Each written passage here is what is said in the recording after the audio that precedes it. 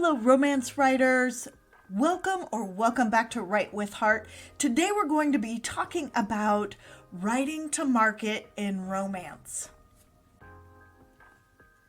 First of all, let's discuss what writing to market means. Now, if you were to study entrepreneurial books, almost all of them are going to recommend that you figure out what people need and then you create a product or a service to meet that need. Writing to market is essentially that. It's learning what readers want and creating a story that fulfills the essence of what they're looking for.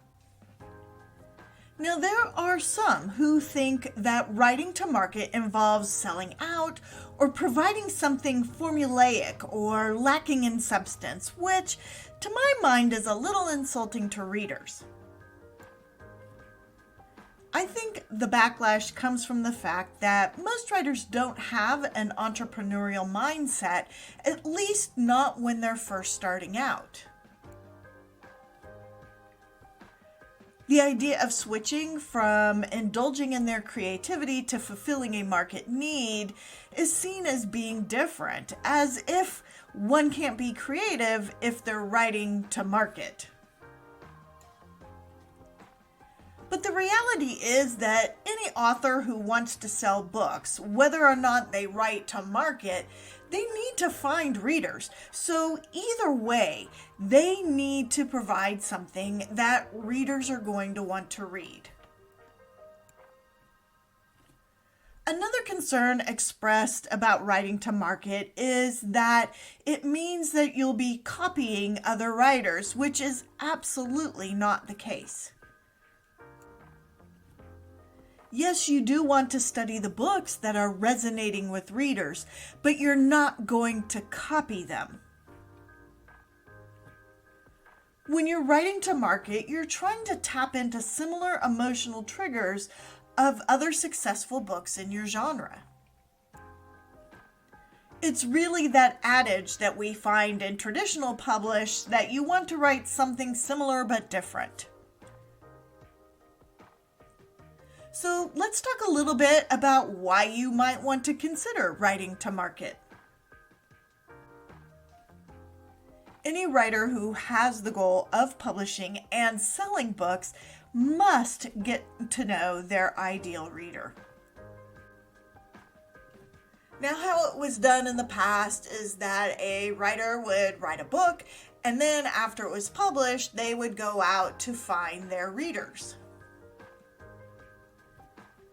Basically, writing to market reverses that, in which you learn about the readers first by studying what is selling. You essentially determine what readers like and what they expect in terms of themes and tones, style, and even cover design.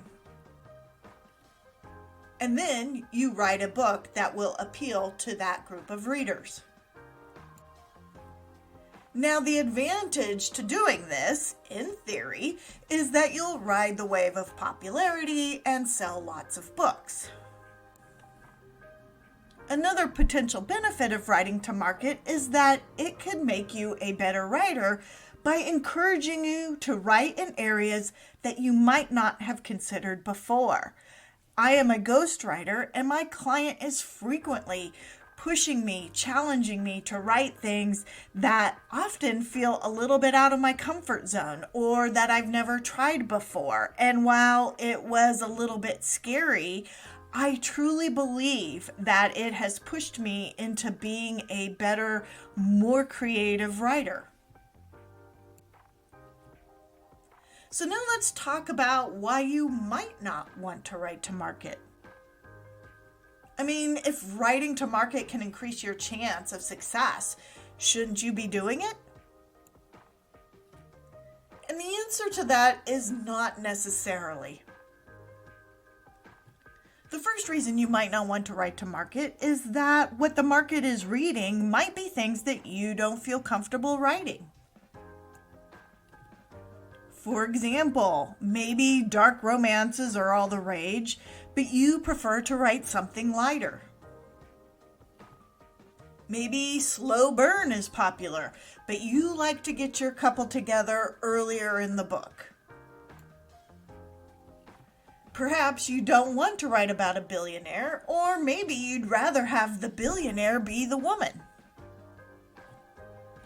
Now, you can force yourself to write something that you think will be a better fit for the market, and it's possible that doing so will expand your writing chops and make you a better writer, like I have found in terms of my ghostwriting. On the other hand, forcing your writing can potentially make you inauthentic, and it's something that readers will notice and not like. Plus, writing is challenging enough when you love your idea. It could be no fun to write something that you do not love. The second reason you may not want to write to market is that there is no guarantee that your to-market book will sell. Just because you write to the market doesn't mean the market's going to find your book and buy it. And in fact, in some ways, being like everyone else means that you won't stand out. And the third reason you may not want to write to market is that market trends might last for a little bit, but some of them can be fleeting. You have to write fast and get your book out into the market during the heyday. The good news is that whether or not you want to write to market or whether you just want to write the stories that are rattling around in your brain, the romance market is voracious and varied. Chances are good that if you produce a great romance, that there will be a market that your stories will appeal to. With that said, if you are interested in learning how to write to market, here are some tips. Now, the first thing that you need to do is study the market. Now, since most romances sell on Amazon, you should visit the top 100 romances that are currently selling on Amazon. Now, of course, in romance, ebooks sell really well, so you might want to go ahead and search the Kindle store, especially if you're going to be an indie self-published author. Now, once you get to romance Kindle books, it's time to click on a subcategory or maybe the trope that is listed on the left-hand side of the page that interests you in what you would be willing to write in terms of writing to market. So, for example, you might click the category of billionaire or military or LGBTQ or Regency. The next thing you want to do is study the books in the top 100 that fit your publishing goal. You want to make note of things like the cover design, the title of the book, including any subtitles that might be there, and how the blurb is written. You're also going to want to check the Amazon ranking. Now, if it ranks high for the category, you still want to go and check how it ranks in Amazon overall, or at least in the Amazon Kindle directory. A book could be number 60 in its category, but if it's 100,000 or more in Amazon General or in Amazon Kindle, it's not necessarily selling very well and maybe not one you want to judge the market with. Now, I want to point out that there are tools that can help make this part of the process easier. Popular ones include things like Publisher Rocket, Self-Publishing Titans, and KDP Minor. And some of these are free, some of these are paid, but I will have links to those in the description below. The next thing you want to do is you want to pick 2 or 3 books that are doing well, that are representative of the market, and read them. And if you can't commit to that, you at the very least want to read the excerpts that Amazon provides when you click Look Inside. Usually you can read a chapter or 2 and get a sense of the tone, the voice, and style. You want to look at things like, what point of view is it being written in? Is it first person past, third person past, first person present? You really want to get a sense of how these books are put together and the vibe that they're giving out to the reader. Now, many of these authors may have books that are exclusively on Amazon, and if that is the case, they are likely in the Kindle Unlimited program, and if you are subscribed to that program, you can easily get these books to read them. With that said, unless you plan to also be exclusive on Amazon, you don't want to exclude romance books that are for sale on other platforms as well. So you've done your research to find out what is selling well on Amazon, and you have read a few of these books to understand how they're put together. What is the tone and style? What is the structure of the plot? And now it's time for you to plot and write your story, capturing the same essence of these books that are doing well. Now, I want to reiterate here that when I say you want to capture the essence of these well-selling books, I mean you want to capture the feeling, the same vibe. You do not actually want to copy these other books. Remember that your goal here is that you want to make readers have a similar emotional experience, but through an entirely different story. Now, the next thing you're going to want to do is create your cover, and you want to think about kind of the vibe of the cover. Back when you were researching the market, one of the things you were looking at was the cover, because remember, that's the whole package that writing to market considers. It isn't just the story, it is also the cover and the blurb. Remember that the cover is the first thing that readers are going to see that tells them whether or not this book may be in their wheelhouse. You may have noticed that rom-coms have very similar styles in their covers.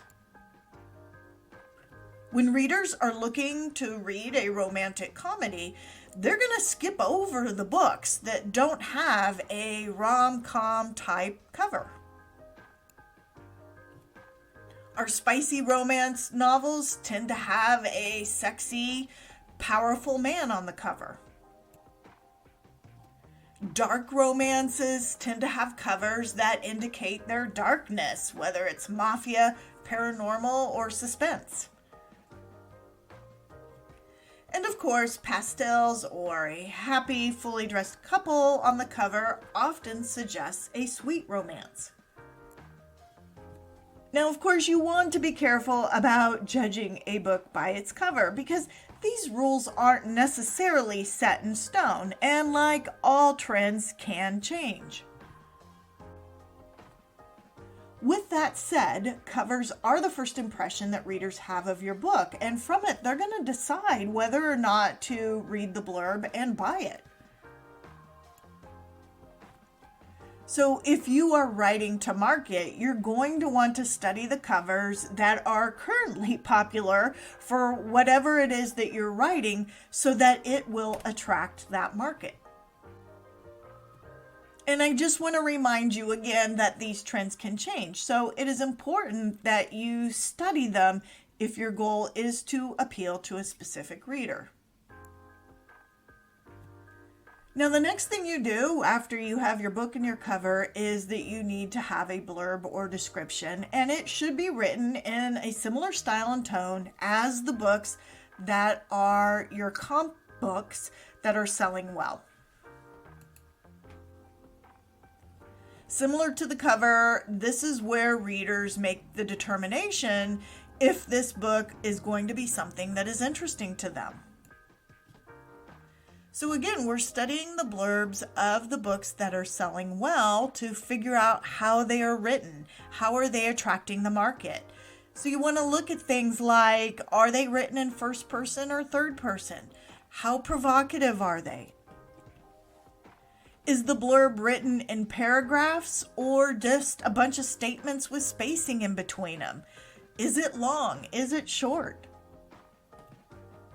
Does it end with a question, as many blurbs seem to do?